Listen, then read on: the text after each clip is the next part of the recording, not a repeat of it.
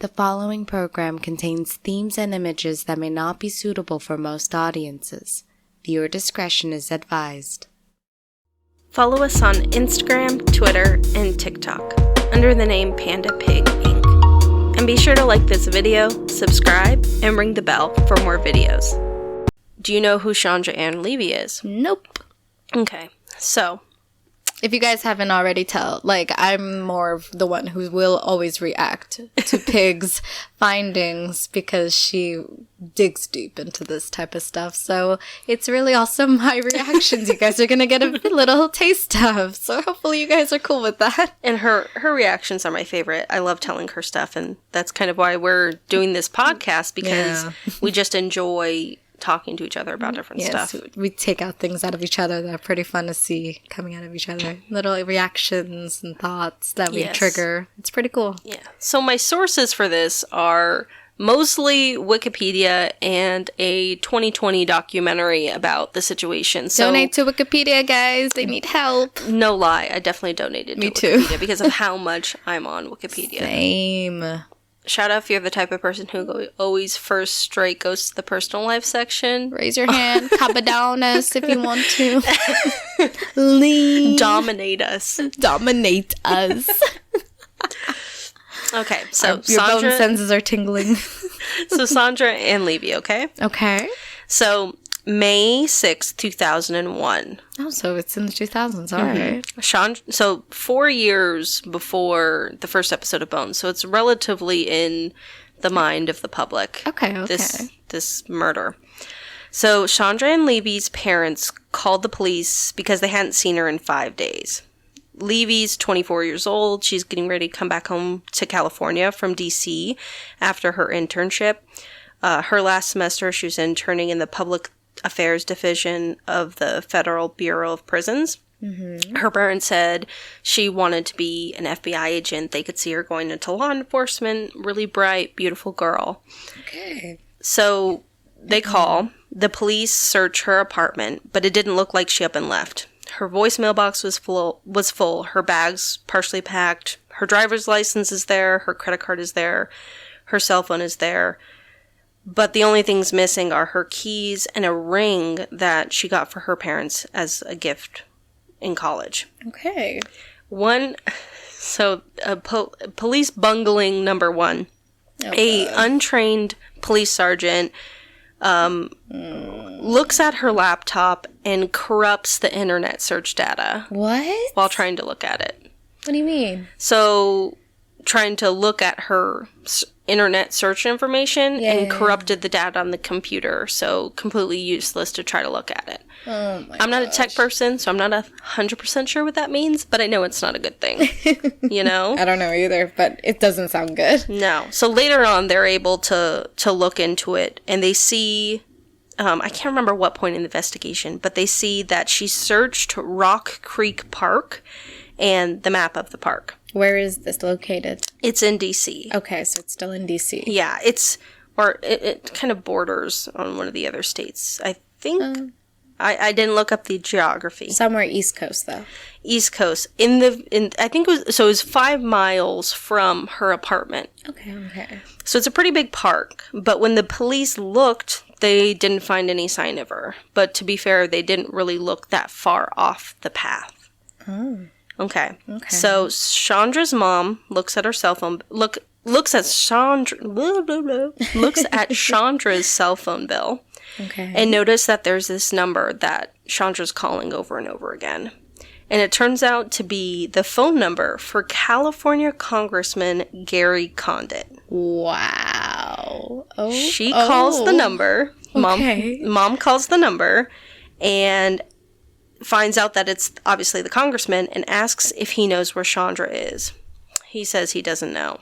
Okay. One of the voicemails on her voicemail box is from Condit asking, like, hey, I don't know if you're out of the country or if you're up to seeing each other, just let me know, call me back. I want to know where you are. Okay, yeah.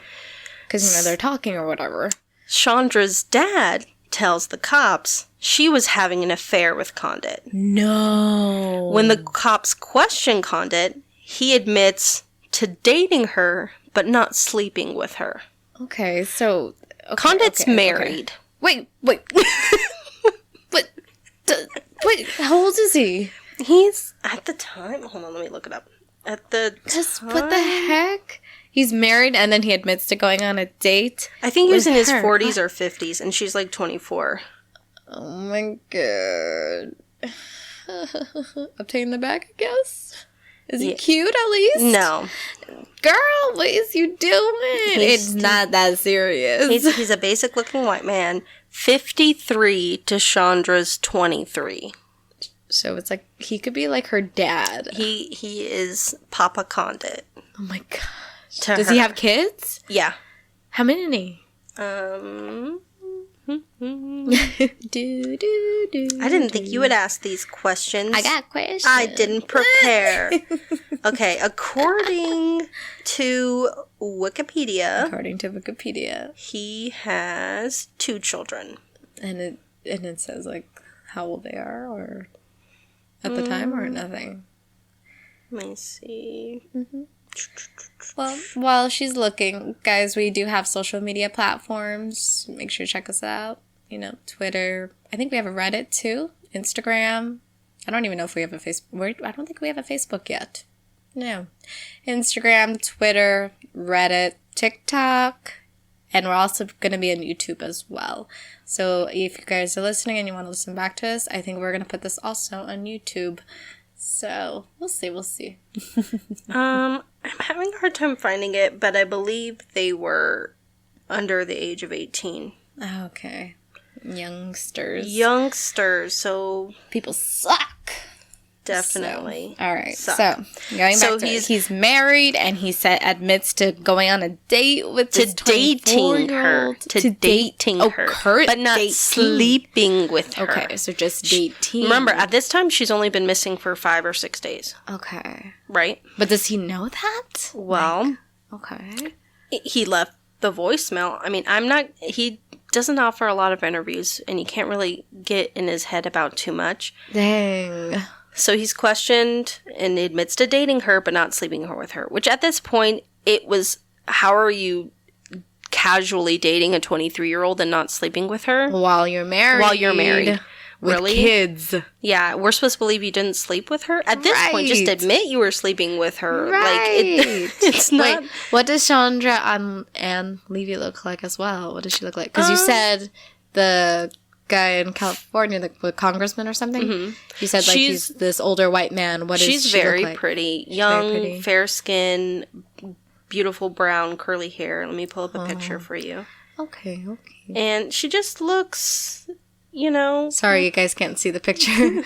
You guys can look her up. Chandra Ann Levy. Oh, she's charming. Yeah, like she just looks adorable. Like a nice girl, sweet girl. You know. Obtaining the bag. Hopefully. I don't know if congressmen are loaded. I don't know.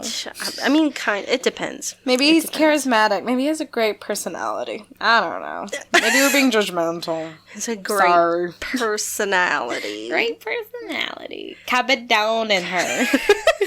in the office. In the office. Honestly, though, in her. if it's when it comes to the Cabadon, it's not about what you look like. It's about your attitude. The energy you bring. Yes. So I tell you what. Right now I'm saying I would not be interested in having a 53-year-old senator push me up against the wall.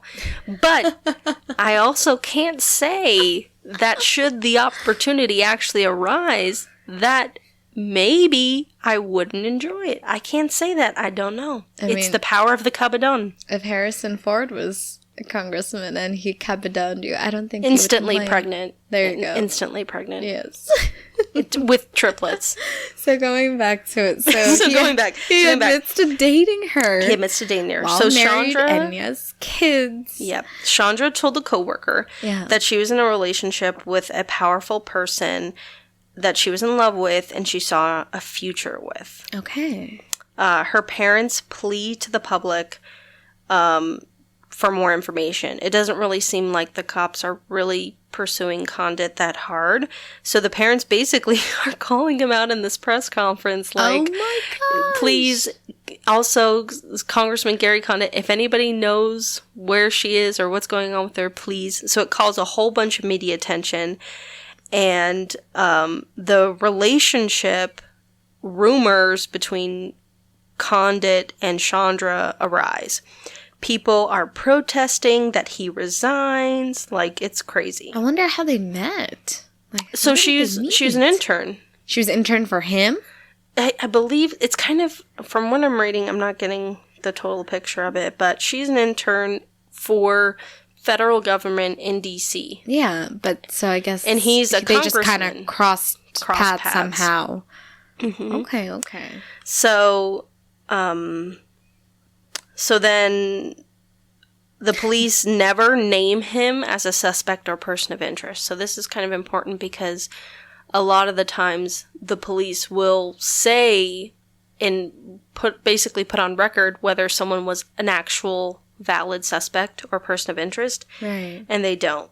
His apartment was searched. He took a polygraph test, but a private one. So the law enforcement told him to take a polygraph test. He refused. He took his own private polygraph test. What's the point of that? Dude, I don't know. What did he do? He just did it for himself? Like, I'm getting a Apparently. polygraph and I'm going to ask myself Different questions? trusted source. What? But it doesn't even matter because a polygraph test isn't admissible in court. It's not reliable in actually showing whether someone's telling the truth. It's more of an investigative tool than an evidence tool. Okay. You know? Yeah. So he takes the polygraph test. He also had an alibi that he was meeting with the vice president around the time that she disappeared. But that doesn't mean that he couldn't have hired someone to kill her. He definitely could have hired someone. Yeah. So bounty hunters, hitmans, whatever you want to get them to do. I mean, get you a ninja, samurai, whatever. Absolutely. Assassin. Ninja, samurai, assassin to Secret Service to kill this. Seriously. Okay. But he never admits to having a sexual relationship with her. Like, to this day, he was on Dr. Phil in 2016. Hello, Mr. Clinton. Still would not admit it. Sexual relations with that woman. Like, at this point, man, you're in your 70s, you know? Like, you can't... Well, anyways, ultimately, public interest kind of dies down later that year because of... sucks. 9/11. What? She went missing May 2001. Oh my god. And then, so the 9/11 happens and no one cares. So public interest and resources is paying more attention to 9/11. So then they stop caring. Well, kind of. So then, turn around, May 2002.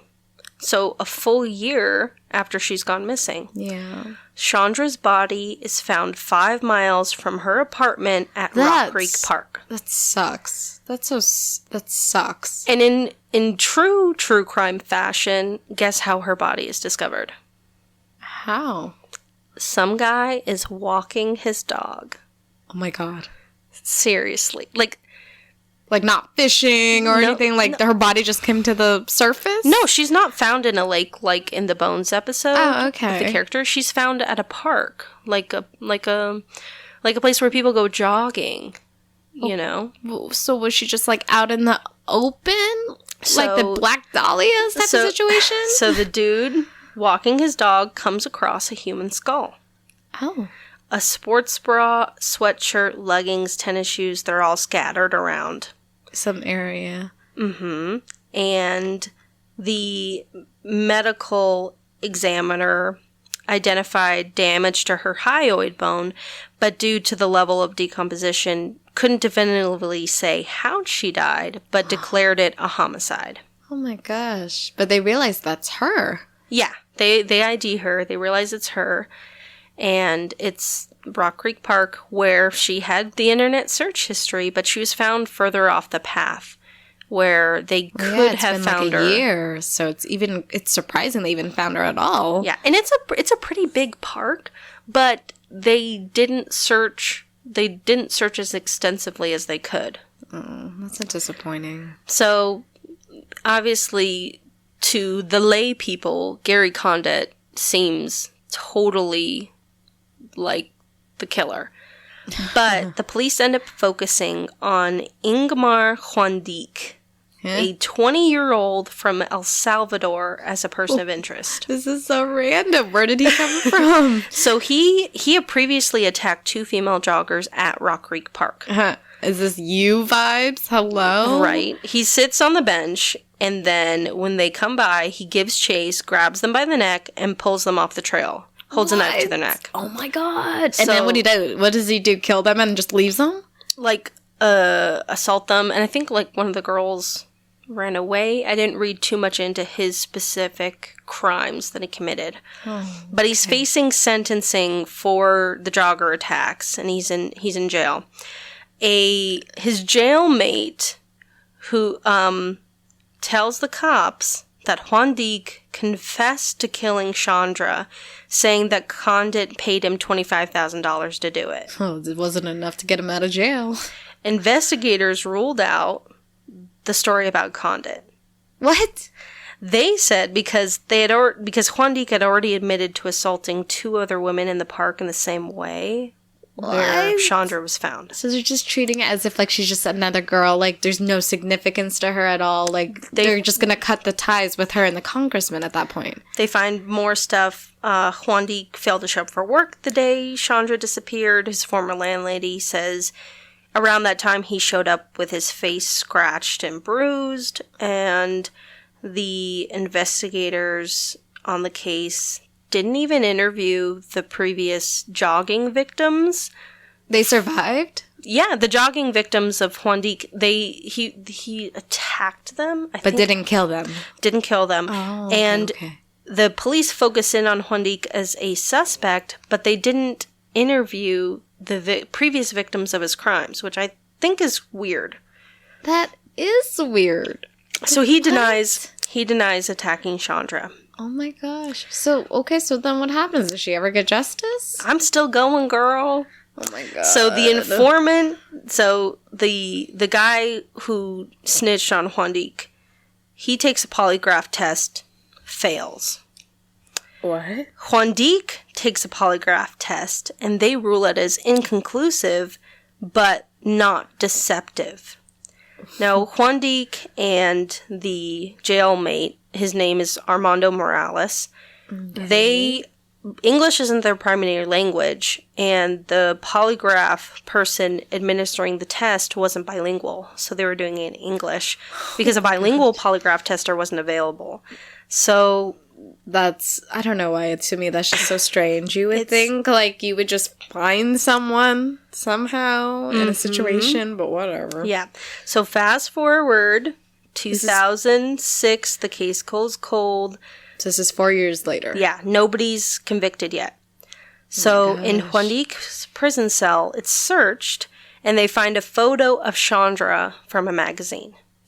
They get an arrest warrant, and he's charged and indicted by a grand jury on 6 counts of kidnapping, first-degree murder committed during a kidnapping, attempted first-degree sexual abuse, first-degree murder committed during a sexual offense, attempted robbery, and first-degree murder committed during a robbery.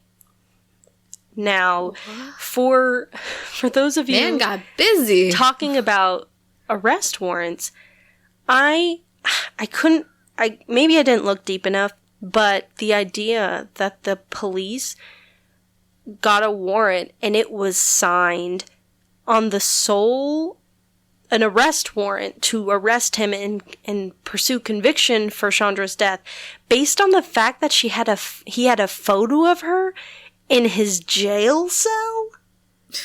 Like, an arrest warrant? like that? Based on him having a photo from a magazine. It's not even had, like, an item of her personal effects. It was a photo from a magazine. Now, I don't know if there's more to it. I didn't read the arrest warrant, but that is mind-boggling to me. That is, because it's just like, whoa, anyone could have been arrested just for having a picture in her magazine. Point, there's no physical evidence tying Juandic to her crime. But they're still pinning it on him just because he assaulted women before. Yeah. And to be honest with you, it's not even the same MO because the medical examiner said there was damage to Chandra's hyoid bone, meaning that she was strangled. Juandique would bring a knife and threaten women. If Juandique, let's say he attacks Chandra and it goes wrong, why go to strangle her if you have a knife? It's so much more difficult to strangle someone than it is to stab them. Yeah. Strangle is like passion. It takes a minute because you not only do you have to crush their hyoid bone, like you have to wait for them to suffocate. Yeah. You know? And if he's got a knife, and they didn't, at least from what I read, I couldn't find any statements of her having any stab wounds. I just can't see that same connection, especially if he did it twice. Right. So, 2010, trial happens. Oh my gosh, we're moving up even, the 4 years? 2010, this is 9 years. No, from 2006 to 2010, 4 more years. Yeah, 2006 is when it kind of died down. Yeah, so we're going 4 more years later. The 2 victims of the attacks by Juandique, Haley Schilling and Christy Wiegand, they testified at his trial.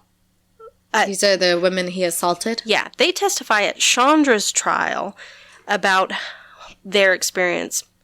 Wiegand recounted that Juandique grabbed her from behind, dragged her down a ravine, and held a knife against her face. That's Chandra's dad testifies, but he backtracks on his suspicions of Gary Condit. He told the cops at the beginning that Chandra wouldn't have gone jogging alone in the woods. Now he's saying he doesn't believe that anymore. He originally told the police that she and Condit had a 5-year plan between them to get married. Now he admits that he just said whatever came to mind to point him out as the villain. What the...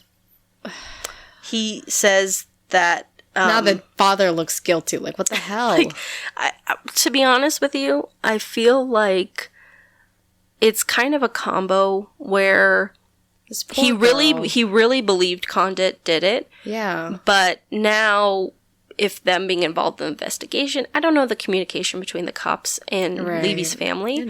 But you don't know if they're getting paid either to be silenced. But there's some pressure to try to get justice for their little girl. Of course. And if the cops are saying this is the best bet, this is the person, the dad's got to say what he needs to say. Just so someone gets justice, which isn't always how it should be, but still. You know, and I don't know whether he actually believed Juandique did it. Yeah. But, you know, I just found that very jarring. Yeah. So then Condit testifies at the trial, too. Okay. Whoa. And what happened to him not being involved at all? The cops are basically, because he was such a target in the beginning, I'm guessing that the prosecution is trying to dispel any reasonable doubt, because that's the thing when it comes to the trial. Yeah. If the defense they don't necessarily need to prove that, well, what they're trying to do is say, if it's possible that it was something else, that someone else did it, it puts doubt as to whether Juandique did it. And you need to have... That's kind of like the OJ thing. Reasonable doubt. He got away with, was it the first one? Reasonable doubt. Yeah. But here's the tea that I didn't tell you earlier. Oh, spill it. When the forensics went over Chandra's clothing, they found Gary Condit's semen in her underwear. Yo... Shoo, bro. No sexual relations who? Okay. But also... Whatever. But it lasted a year? No, that when they initially did it, they found his semen in her underwear. Okay. So I have many thoughts on this because there is zero physical evidence tying Juandique to the crime scene, but there's literal DNA evidence tying Gary Condit to Chandra and her death. Well, he didn't not do her anything. death, but like her body. But he didn't do anything. He didn't have any sexual relations with this woman. He found her underwear and he just took a butter knife and spread his bodily fluid on it and then gave it back to her. Yeah. That's normal. Yeah, it's very normal. So, also, Armando Morales testifies at the trial. He's the jailmate. Okay. He talks about how Juan Dique was very concerned about being transported between prisons in 2006 because of inmate violence against suspected rapists. Mm-hmm. Morales said Juan Dique was a fellow member of a gang that they were in, and confided in him that he killed Levy while trying to rob her, but says that he didn't rape her. Other inmates of that same facility are testifying for the defense, countering Morales' claims about Juan Dique and his character. Why? November 22nd, 2010, the jury found Juan Dique guilty of both remaining counts of first-degree murder. After the trial, a juror says that Morales' testimony was decisive in them reaching their verdict. Wow. Right? Okay. So, later on, they go through a bunch of appeals, because that's what you do when you get convicted of a crime like this. You're going to appeal it. And I wish I could talk more about this stuff, because they really pull up a lot of interesting things about Juan Dique's background and character and basically how there wasn't much concrete evidence in the murder in general. Like, the fact that this even went to trial astounds me.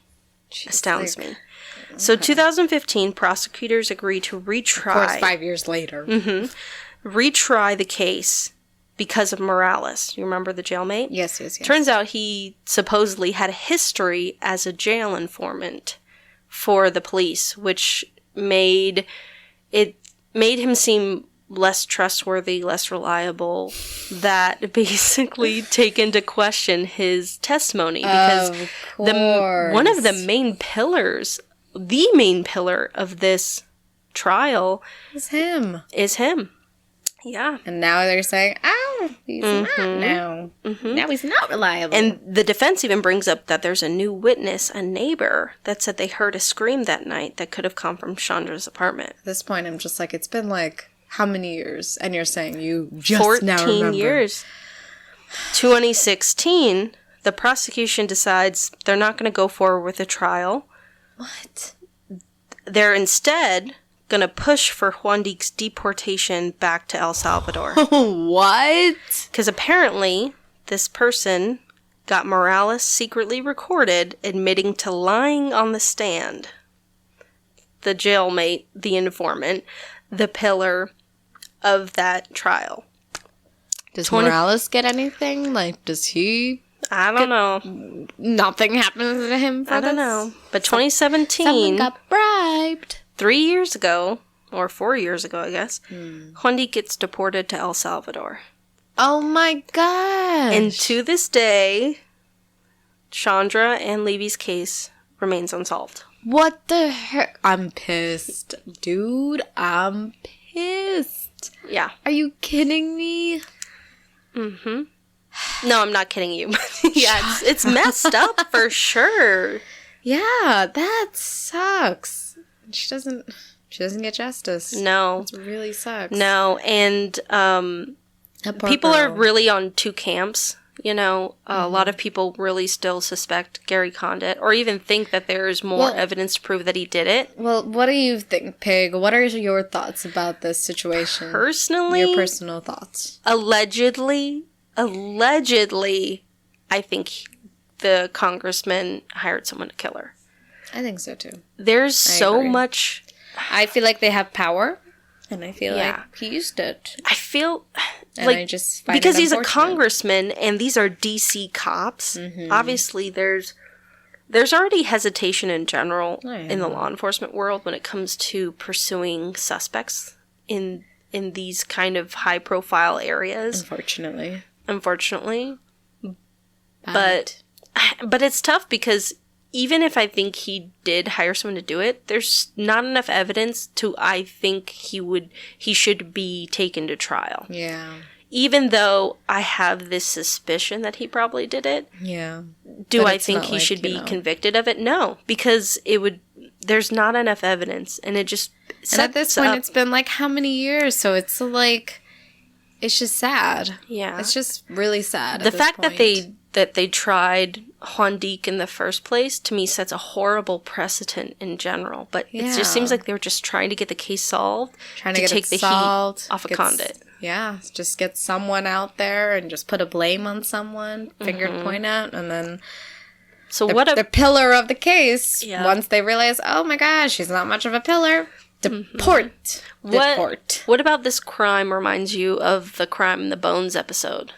Oh, the whole, like, the relation of it. You got a high-profile case, someone who was having an affair, alleged affair or whatever, and she just ends up going missing, and turns out she was murdered. You know what I think, for me, the interesting comparison is, in both cases, the senator technically, on the surface, didn't do it. Right? In the episode, it's the senator's aide that does it. The senator didn't do it. In real life, the senator's highly suspected by the public to have done it, but he's never convicted, and there's not enough true evidence to time to it. Oh my gosh. Yeah. You know? And Chandra wasn't pregnant. And she was not pregnant. Unlike the character. Nope. Dang. Was she strangled too, though? Just like, was the one that was Cleo strangled? I don't remember. Yeah, she was strangled. She was hit with the sledgehammer, but she was strangled. Yeah, so that's a similarity. That is a similarity. And the fact of them found highly decomposed without their clothes on. Yes. I do find it interesting, though, in Bones, how they say sledgehammer. You know, just casually. Hey, I'm going to use a sledgehammer. I mean, to be honest, the senator casually had a sledgehammer at his house when they did the search warrant. I've never seen that in my life. Where did that come from? That's not mine. No. But I think an important thing to point out is, have you heard of the CSI effect? No. So it's this phenomenon where people who grew up watching a lot of these fictional true crime procedurals, well, not true crime, fictional crime procedurals, have this expectation of forensic ability in law enforcement and real life cases. A lot of it you see in episodes where they pull DNA off of something and have it back in 2 weeks, or they zoom in, they take a picture of something 30 feet away and they're able to zoom in with perfect pixelation and resolution, you know? Yeah. And a lot of it affects juries, because juries are made up of the lay people, the people of our country, that when they go to trial and they don't see forensic evidence like this, it can make it very difficult to prosecute cases because TV shows make it look so definite and the turnaround time is so quick that in real life, when these cases... It's not like that, though, in real life. Go to court. Mm-hmm. That's why you don't trust everything you watch, guys. No. Don't trust everything you read and watch, kids. Yeah. Which is why I like watching these shows, because I like to see these things. Especially, like, after now that, you know, Pig has gone to school, as she previously said. But it's kind of cool, because now she actually has this insight where she could actually call out these shows, like, oh, hey...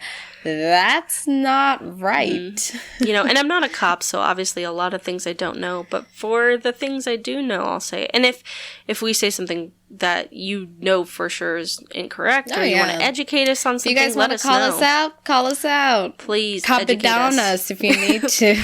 Dominate us with your information. Give us your bone sensings are tingling. Tingling. Let us know. Yeah, we are open to criticism. Oh, yeah. I'm sure I said definitely, like, and way too much. Let us know if we're saying too much of certain things too. We accept the criticism. It's okay. Yeah, we're not formal public speakers. We haven't had training. No, we're not. We're just two chicas hanging out, talking about bones and crime. We come from Muscachica. That's not a real place. It's not a real place. It's a made-up... place. Me, as a Panda and Pig, we have known each other for many, many years when we went to school together. Mm-hmm. So we have random jokes. Little inside jokes, so we apologize. We'll let you guys in on some of our jokes, but yes.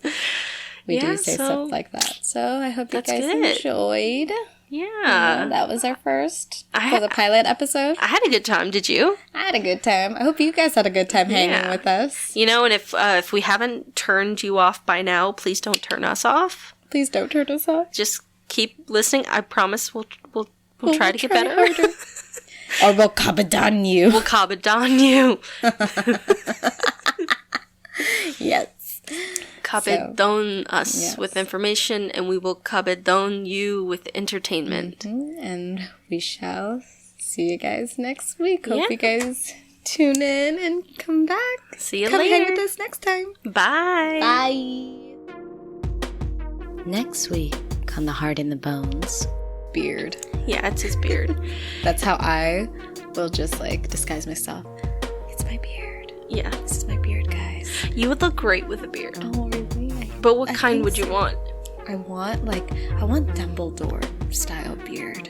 That's a lot of upkeep. Yes, but I feel